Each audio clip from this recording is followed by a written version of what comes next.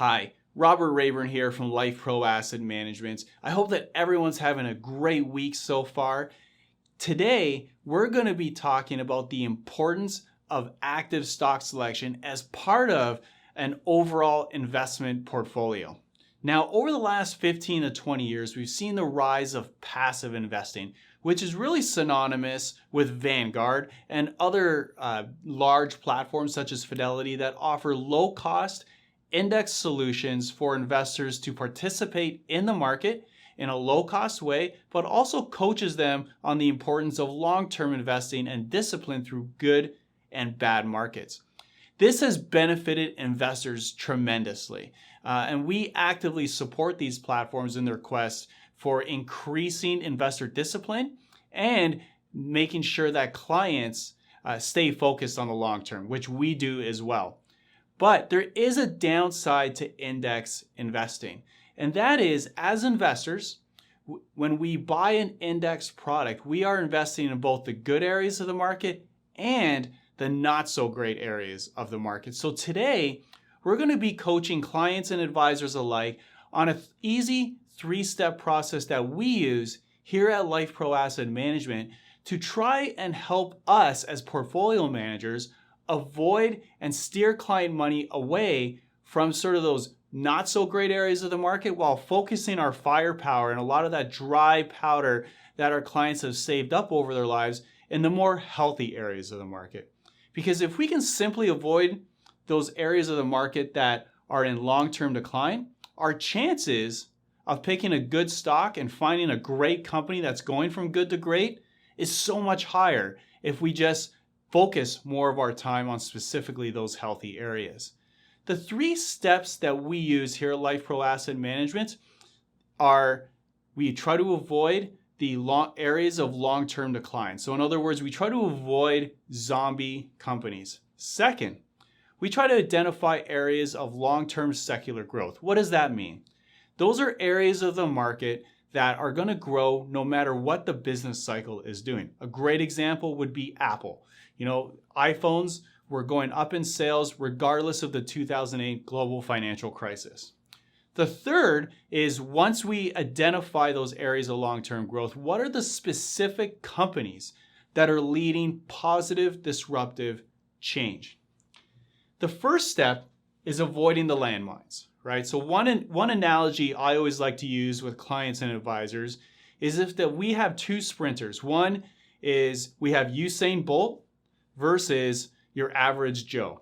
Who's going to win the race? 10 times out of 10, it's obviously going to be Usain Bolt.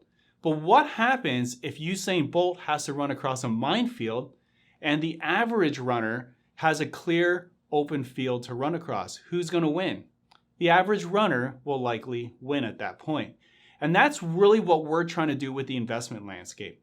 By actively researching and understanding the structure of the economy and understanding where the tailwinds are and the headwinds are, if we can avoid those areas of long-term decline, we're basically removing the landmines so that we can get to where we need to be in a much more efficient and rapid way. Part of this is avoiding zombie companies. It's a funny term, but what are zombie companies? Those are companies where we know, quantitatively speaking, we can identify where their cost of debt, in other words, their cost to borrow money, is higher than their return on invested capital. Essentially what that means is that you're getting a wealth transfer from equity holders over to debt holders, and that ultimately destroys value in a company. The second step is we want to avoid areas that are in long-term decline. A couple great examples would be, for example, retail stores. We've seen a huge shift from retail mall shopping over to e-commerce and online-based shopping platforms.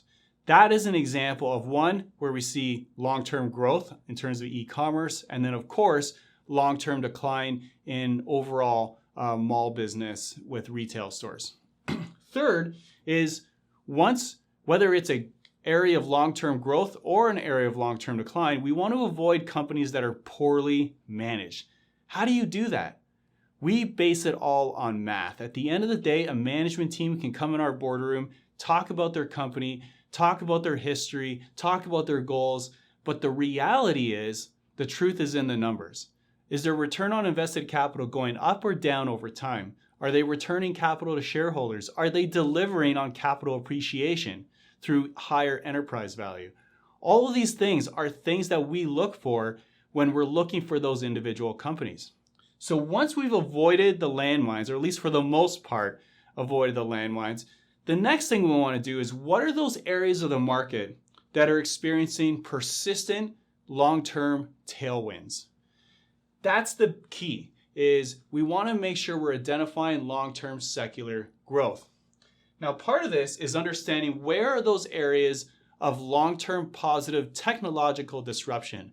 One area that we've been very positive on for a very long time has been the emergence of cloud computing, an essential computing going from on-premise at the office at home to being stored at a remote location, saving the customer and businesses cost over time.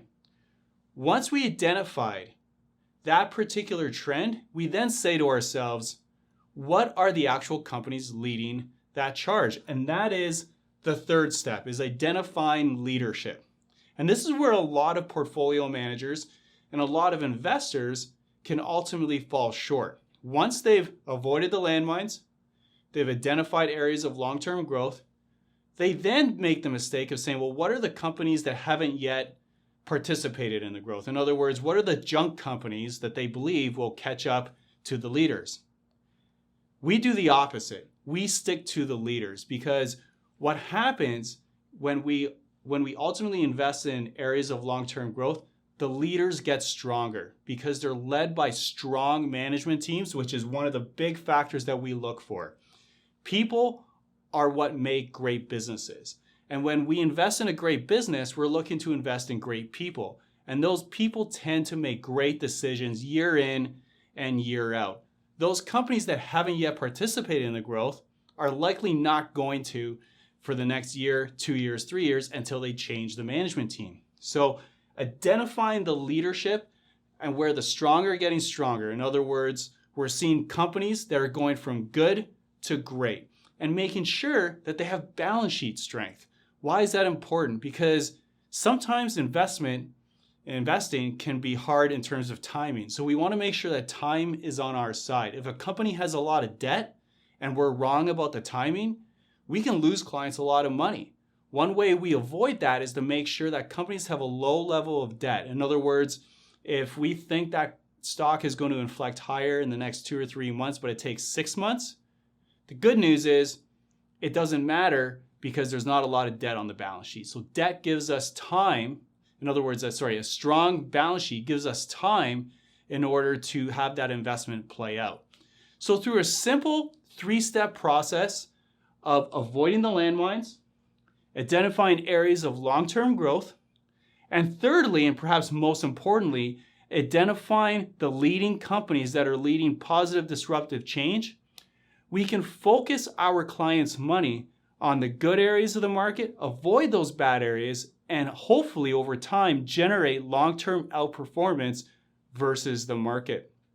If you want to see how this strategy has played out for us in terms of our investment portfolios, feel free to give us a call. We're more than happy to walk through how our strategies have performed over time. I think most people will be impressed with those performance numbers, but definitely feel free to give us a call and have a fantastic week. And thank you again for tuning in.